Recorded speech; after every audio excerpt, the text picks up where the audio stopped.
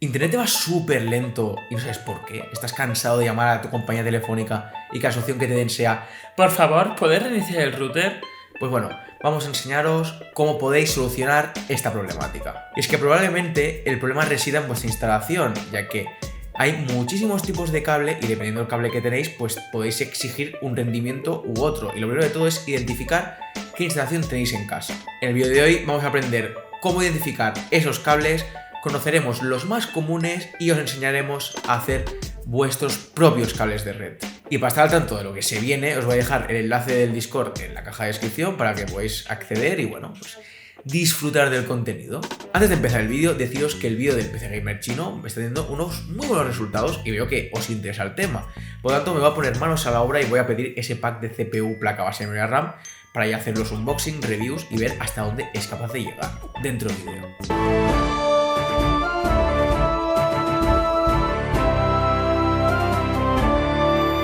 Primero de todo hay que saber los tipos de cable que hay, y es que esto se llama cable de red, cable Ethernet o cable RJ45, ¿vale? Es comúnmente llamado de muchas formas.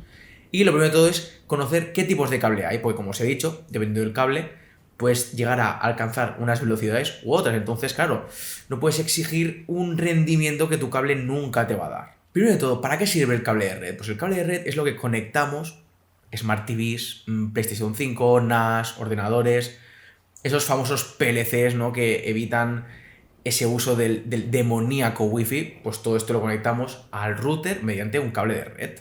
Antes de nada, me veo con la obligación de dejar claro un tema que yo sé que es súper confuso y lo es desde que empezó Internet, y vamos a intentar aclararlo. La velocidad contratada a las compañías. Típico anuncio, ¿no? 300 megas por no sé cuánto dinero, ¡guau! Ofertaza. Buah, 300 megas, me voy a descargar todo así. ¿Qué pasa? Que te hace la instalación, bim pam, prueba de velocidad. Ostras, ni se acerca a los 300 megas. ¿Por qué? Vamos a explicarlo. Ellos os venden megabits, ¿vale? Y las descargas se hacen en megabytes. ¿Por qué en megabits? Porque el número es más grande y queda más bonito. Puro marketing. ¿Qué pasa? Que 300 megas que ellos te venden equivalen realmente a 37,5 megabytes de descarga. Entonces, por ahí nos salen las cuentas. Pero ahí es donde vamos a entrar ahora a los posibles problemas que tenéis en vuestras casas. Los cables de categoría 5, por ejemplo, que son los más antiguos, tienen un límite de 15,5 megas de descarga. Entonces, ¿qué pasa?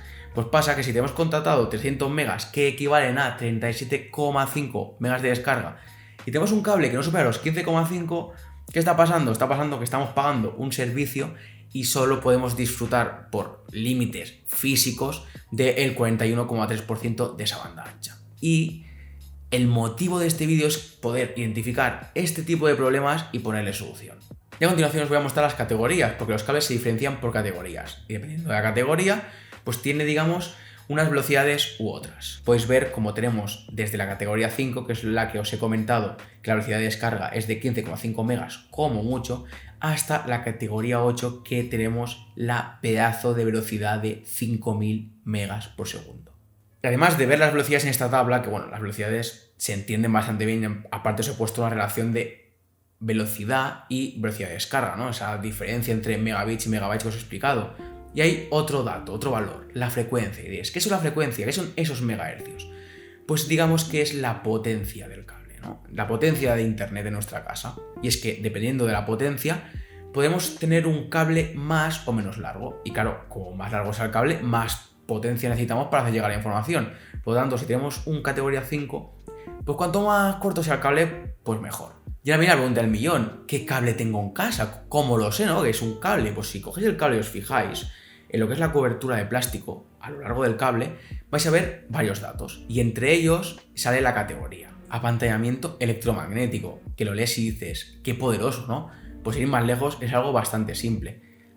Muy resumidamente, ¿vale? El PC se comunica con el router por un cable de red. Ese cable de red lleva electricidad, por lo tanto, la comunicación se realiza mediante electricidad. ¿Qué pasa? Que si estamos en fábricas donde hay motores, transformadores bestias, pues como hay un aura electromagnética, puede haber interferencias. En las casas ya os digo yo que es muy complicado que haya interferencias de este tipo, pero en fábricas y en grandes empresas las puede haber. Entonces está ese apantallamiento electromagnético para proteger el cable de las interferencias. Y tenemos 4 tipos de cable. Tenemos el UTP, el FTP, el STP y el SFTP, ¿vale? Tenemos aquí estos 4 maravillosos tipos de cable. Vamos a repasarlos de una forma muy rápida. Todos son cables trenzados, ¿vale? De cobre, de diferentes colores, que lo veréis casi al final del vídeo. Entonces tenemos el UTP, que no tiene ningún tipo de protección. Tenemos el FTP, que tiene una protección global, un apantallamiento global de todos los cables para evitar esas interferencias en mayor o menor medida. Luego tenemos el STP, que tiene una malla que recubre los cables de forma independiente para, bueno, que sea una protección más poderosa. Luego ya tenemos el SFTP, ¿vale? Que es el más tocho, que tiene esa malla que recubre el cable trenzado independientemente y además tiene un apantallamiento global para ya que sea eso ya, poderoso. No, lo siguiente. Y ahora viene la pregunta, y es, ¿qué cable necesito? Pues ya os lo digo, que categoría 6 UDP. Y os voy a decir el motivo. Es muy sencillo. Categoría 6 porque las velocidades que ofrecen las compañías, tanto megabits como megabytes, las acoge perfectamente. Además, es UTP, no tiene coberturas, ni las necesitamos en casa y es muchísimo más barato. Y tiene una frecuencia bastante poderosa que nos permitirá tirar cable bastantes metros sin perder datos. Y ahora viene una serie de recomendaciones extra que tanto he experimentado como he estudiado a lo largo de los años y son bastante útiles. Independientemente de la categoría que utilicéis, no superéis los 100 metros por cable. Prohibido, porque es que no os va a funcionar. Cuando calcules los metros que necesitas, siempre súmale 2 metros, porque no sabes si te puedes equivocar, un fallo tonto, se te rompe la clavija en un futuro y tienes que cortar y poner otra. Entonces esos 2 metros de distancia de seguridad pues te sirven para eso, porque si necesitas hacer un apaño en un futuro, no tengas que volver a hacer el cable entero. Asegúrate que la velocidad que tienes contratada es acorde al cable que has comprado, no compres un cable inferior a lo que contratas porque es que estás perdiendo dinero. En caso de querer empotrar cables en las paredes de tu casa, ya os recomiendo el FTP porque al final es lo que se recomienda para hacer cables empotrados. Y si quieres hacer ya algo más a vista futuro, pues os recomiendo que sea la categoría 6A o 7. Ya que tenemos claro ya los tipos de cable que necesitamos y todo esto, vamos a ver para qué vamos a necesitar hacer nuestro propio cable si ya nos lo venden hecho. Pues es muy sencillo. Os voy a decir los precios del cable hecho por vosotros y el cable comprado y ya veréis que la diferencia es bastante grande. Una bobina de categoría 6 UTP te sale a 22 céntimos el metro. Y los conectores RJ45 de categoría 6 te salen a 14 céntimos el conector. El mismo cable, categoría 6, 3 metros, te sale a 72 céntimos el metro. Y sí que hay que sumarle el precio de una crimpadora que te vale pues unos 10 euros, que bueno, es que eso te dura toda la vida. Por lo tanto, un cable de categoría 6 hecho por ti te va a salir a 36 céntimos el metro. Y un cable ya comprado, hecho, listo para usar, te sale a 72 céntimos el metro. Por lo tanto, es una diferencia bastante grande cuando ya empezamos a hablar de 5, 6, 7, 12, incluso 20 metros. Y ahora vamos a pasar al caso práctico. Vamos a ver cómo podéis preparar un cable vosotros mismos con una crimpadora, con las clavijas y con los cables. Muy bien, pues ahora nos vamos a disponer a coger lo que necesitamos para crimpar el cable. Primero de todo, sí o sí, pues el cabezal, ¿vale? Que en nuestro caso tiene una cobertura de aluminio para mejorar elusión de interferencias. Y sobre todo tenemos que mirar más o menos por dónde vamos a cortar el cable, ya que es bastante aconsejable que parte del cable se quede dentro de la clavija. Ahora, con la crimpadora hay una parte que está hecha para poner el cable, que no corte del todo, y con bastante cariño vamos a poquito a poco hacer fuerza para traspasar lo que es la cobertura de plástico, y al girar pues vamos haciendo lo que es el corte para ya sacar la protección. Ya tenemos los cables liberados. Como veis hay 8 cables. Esta protección, este soporte de plástico que vemos en medio lo cortamos para facilitar todo con unos alicates y fuera. Una vez ya tenemos eso fuera, pues nada, vamos a ver que realmente hayamos cortado lo suficiente para que se quede un poquito de cobertura dentro y esté todo más protegido. Y vamos a separar los cables azul y blanco. Ahora explicaremos por qué. Una vez tenemos los demás cables ya bien rectos y bien posicionados, cortamos el azul y el blanco azul. ¿Por qué motivo? Porque estos cables están hechos para, digamos, la voz. Y como en nuestro caso no vamos a utilizar ningún teléfono IP ni nada parecido, solo internet, esos cables no se utilizan. Por lo tanto, los podemos cortar y no pasa absolutamente nada. Las posiciones que hemos cortado de los cables azul y blanco azul son la 4 y la 5, ¿vale? Entonces tenemos que vigilar que los cables se pongan en la 1, 2 y 3 y las 6, 7 y 8. Es súper importante que dentro de los surcos que hay en el propio cabezal estén puestos donde toca, porque si no, con que haya un cable que ya no está en su propio surco, ya la hemos liado.